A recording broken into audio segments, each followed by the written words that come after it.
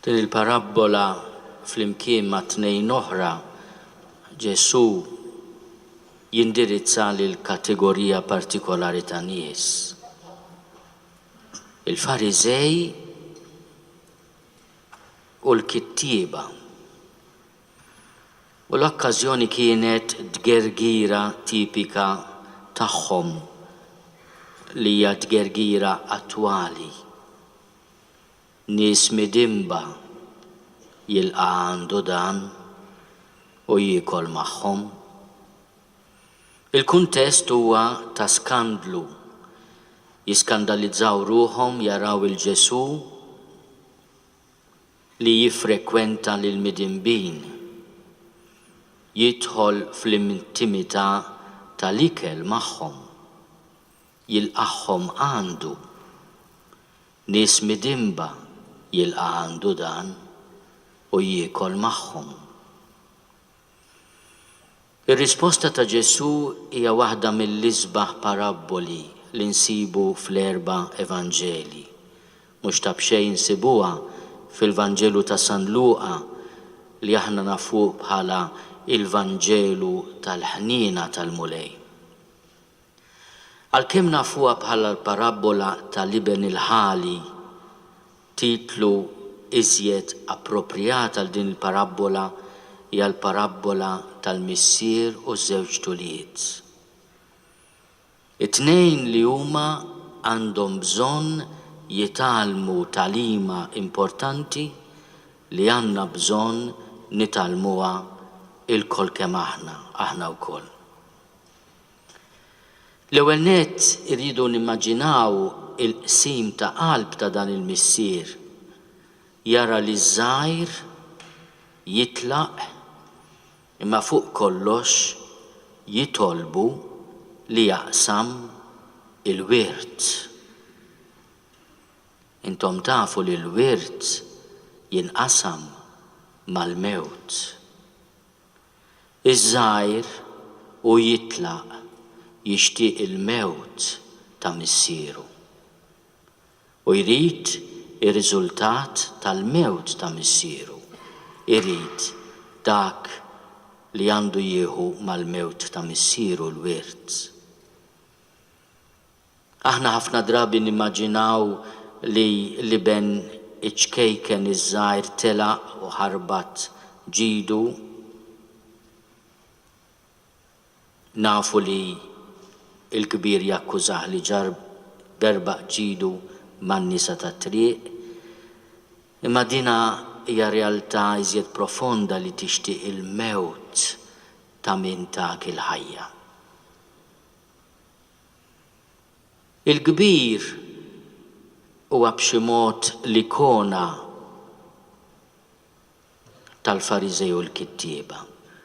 Jekk li ben iż-żgħir ifakkarna fil-midimba milquha minn Ġesu, dawk li kienu il-midimbin pubbliċi, il-pubblikani, li kienu jersqu biħġarhom lejn Ġesu biex jisimgħuh, għax fehmu il-qalb tiegħu x'kienet u min kienu.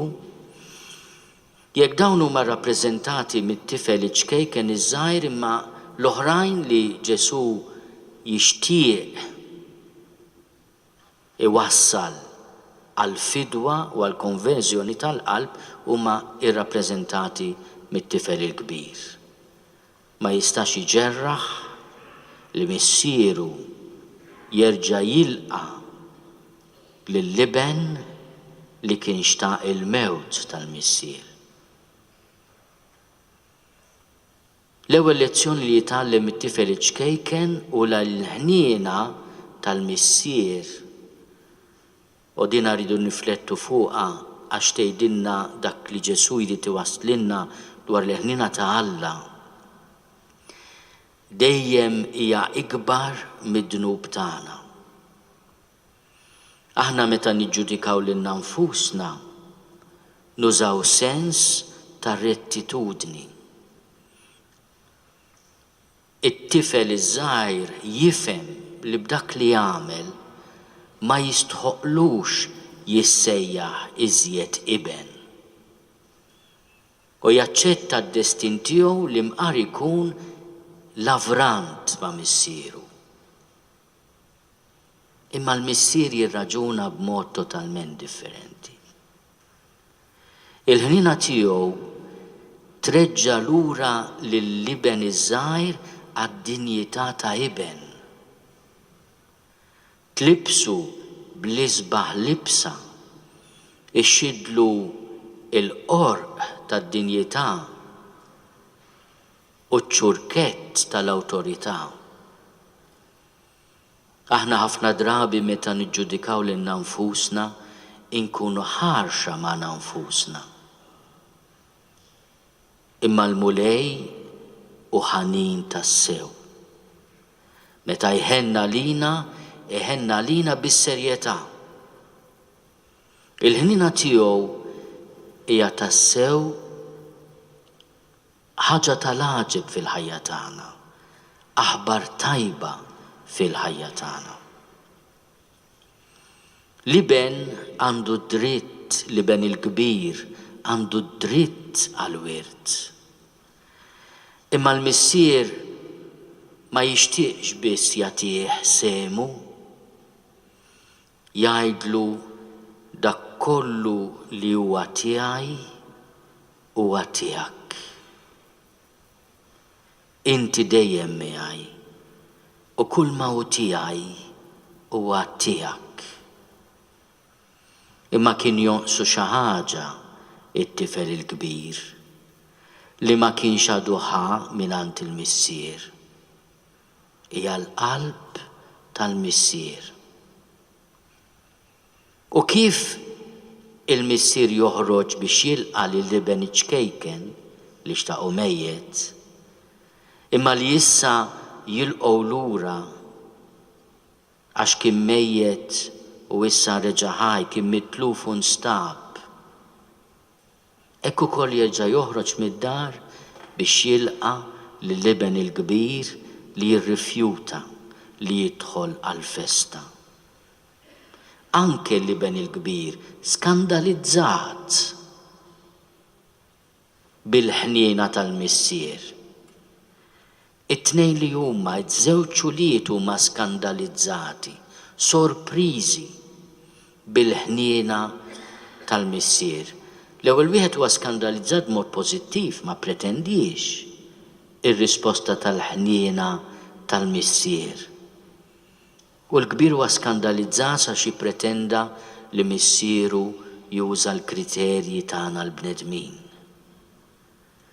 Imma l-missier li l-kbir taħ kollox jixtieq jagħtih ukoll qalbu. Jixtieq jgħallmu, jirraġuna ta' missier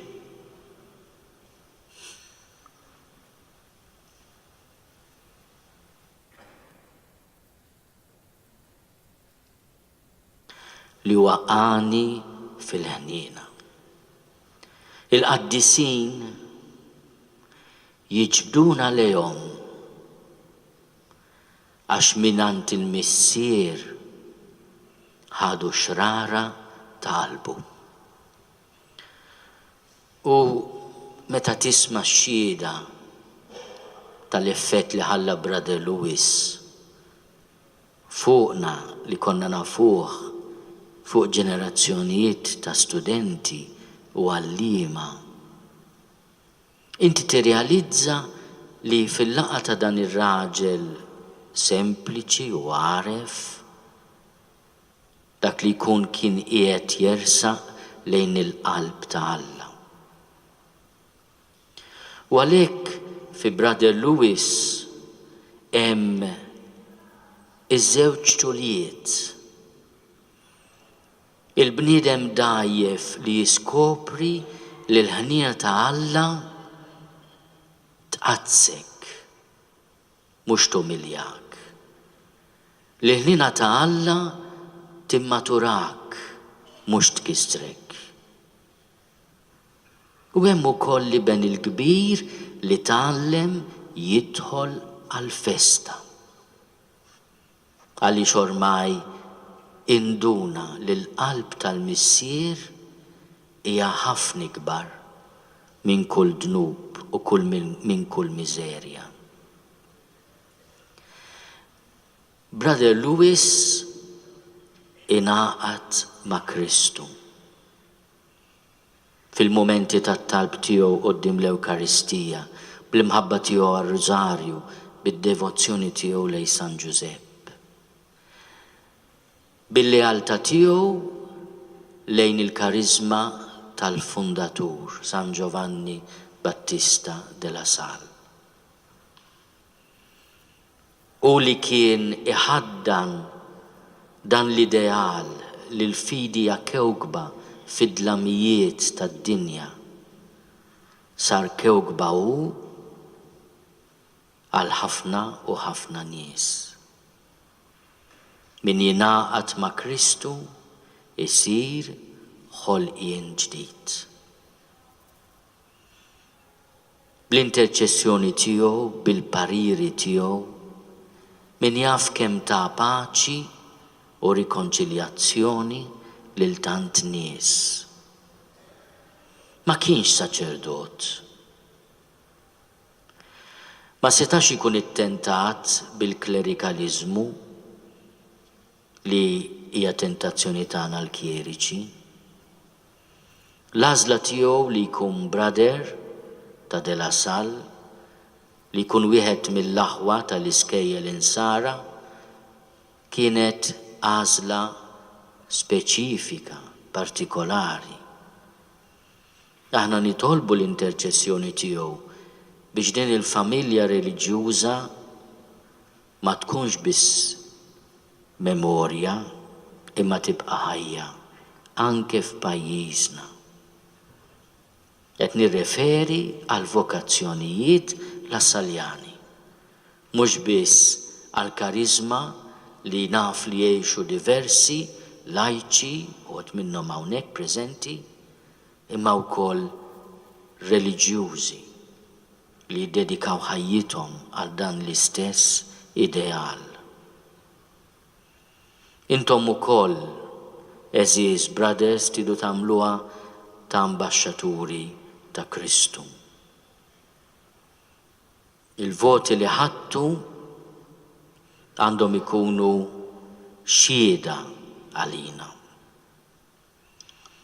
Aħna l-kol dajfin. Il-verità hi li l-qdusija tagħna u ta' kull qaddis hija frott il-ħniena ta' Alla.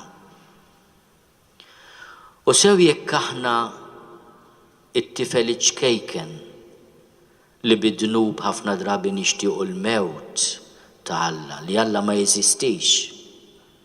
Xirriduh das-sikkatura kollha, xirriduha. U kemm jekk aħna t-tifel il-kbir li minn għalina kollox nagħmlu tajjeb u għandna xi dritt divin niġġudikaw lil ħaddieħor, kemm jekk aħna fil-kategorija ta' wieħed mill-uljiet, illum għandna x'nitalmu. Il-mulejiet jgħidilna l-ħnina tiegħi hija ħafna ikbar mill-miżerja tagħkom. U jiena li nixtieq li nagħtikom hija l-qalb tiegħi li biha tħobbu lil xulxin, li biha tħennu għal xulxin. L-ikbar ħniena hija li tgħallem lil min ma jafx. Brother Louis ta' ħajtu għal din l-obra tal-ħniena.